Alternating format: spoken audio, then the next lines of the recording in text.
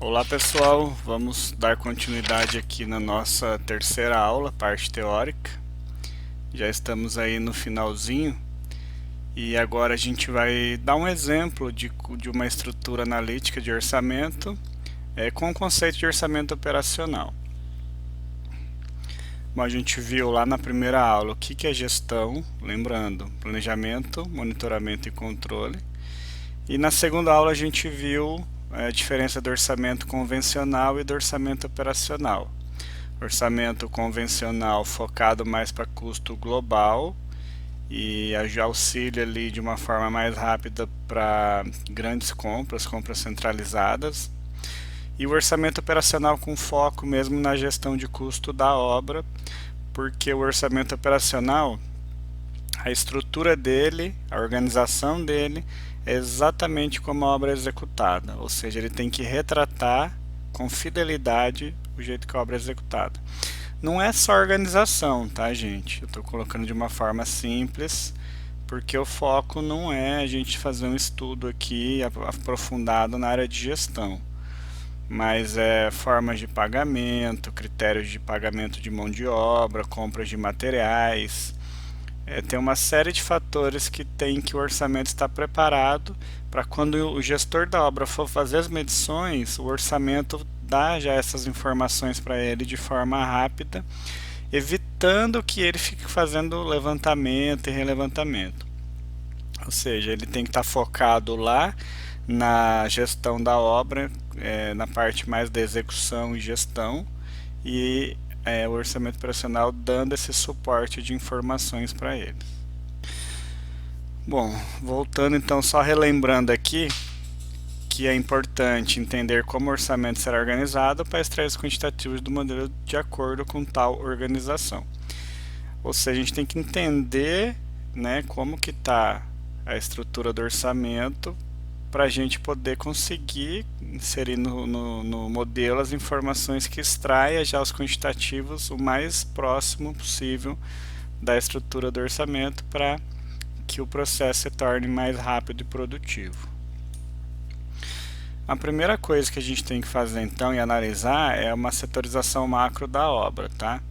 Isso daí ele é feita principalmente por dois critérios, pode ter outros, vários outros, tá? Isso não tem uma regra, mas os dois principais que eu tenho visto aí é o momento executivo. Sempre a gente tem que pensar o que é executado no momento diferente do outro. E nível de controle, tem alguns blocos que são menores ou são até mais simples, são até feitos no mesmo momento, mas eles têm que ser geridos de forma separada. Por exemplo, uma guarita. Uma guarita de obra às vezes é pequenininha e a gente empreita essa guarita total, da fundação até a cobertura. Então convém que a gente separe esses quantitativos num bloco, chamado lá guarita, num setor que seja, só ele, e aí a gente consegue fazer a gestão de suprimentos, a gestão da mão de obra de uma forma mais rápida e facilitada.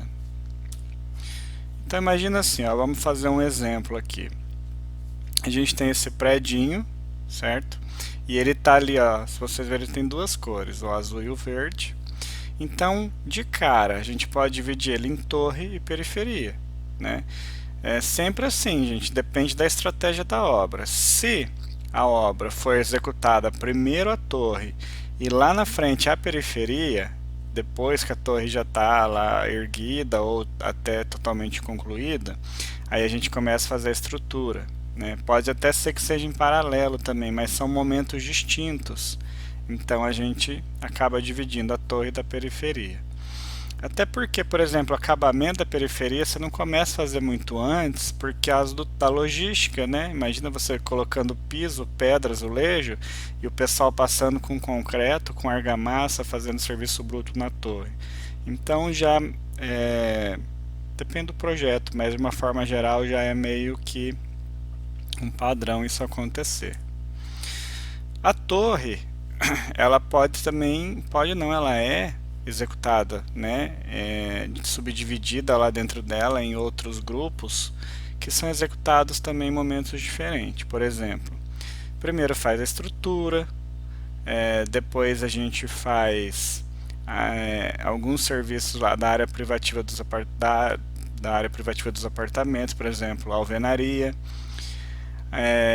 Lá na frente, por exemplo, os acabamentos, a gente primeiro faz os apartamentos e deixa o hall do elevador, escadaria por último, também por causa de trânsito, para não quebrar. A fachada a gente consegue separar ela num momento bem distinto. Então, a torre, por exemplo, ó, como eu falei aqui, a área vermelha é a área de acabamento dos apartamentos, a área azul é a área privativa. Os acabamentos da área privativa vão acontecer num momento bem diferente do acabamento da área ali em vermelha, que são dos apartamentos. E da mesma forma a fachada, eu posso pegar a fachada e gerenciar ela de uma forma separada, né, dos demais. Agora é importante entender por que essa divisão. Lembra sempre o conceito. A gente tem que organizar os custos conforme eles ocorrem. Vocês concordam que vai ter, por exemplo, reboco na área privativa, no hall do elevador escadaria, na fachada, na cobertura. Então a gente vai ter que segregar esse reboco conforme essa setorização. Por quê? A gente executa e já tem os custos para poder fazer então os comparativos e a nossa gestão de custo. Essa que é a ideia. E a periferia eu também posso setorizar ela, depende do tamanho da obra, claro, de uma série de coisas, juntas de dilatação da estrutura, geralmente é o que dita a setorização, mas quando o terreno é grande, ou nem tão grande, depende também dessa junta aí, a gente também pode dividir setor 1, 2 e 3. Eu posso executar o setor 1 primeiro, depois o setor 2, depois o setor 3. Depende da estratégia. O importante é a gente estruturar o orçamento conforme será a execução da obra. E aí a gente tem então um panorama geral de como pode ser uma estratégia de subdivisão. Então a gente vai ter que pegar os nossos elementos 3D lá e extrair os quantitativos nessa organização, nessa subdivisão. Nós vamos parar esse vídeo por aqui para não estender muito, vamos dividir o vídeo em dois. E agora no próximo vídeo nós vamos continuar essa questão da estrutura analítica do orçamento, porém nós vamos segregar um pouco mais. Aqui a gente fez uma setorização macro, de acordo com esses momentos executivos de execução e níveis de controle também. E agora na próxima aula a gente vai aprofundar um pouquinho mais nessa subdivisão e organização. Pessoal, se tiverem dúvidas, mandem e-mail, contactem por WhatsApp, eu mando um áudio explicando, posso indicar mais materiais. É um assunto que eu gosto bastante, trabalho com isso há 13 anos, fazendo gestão de custos da produção. A gente chega assim no nível de detalhe até meio xiita, dependendo da construção e da obra, da construtora e da obra, mas é uma forma muito facilitada de depois lá na obra, você no chão de fábrica, você conseguir fazer a gestão. E o BIM, ele veio, gente, para ajudar a gente nessa organização.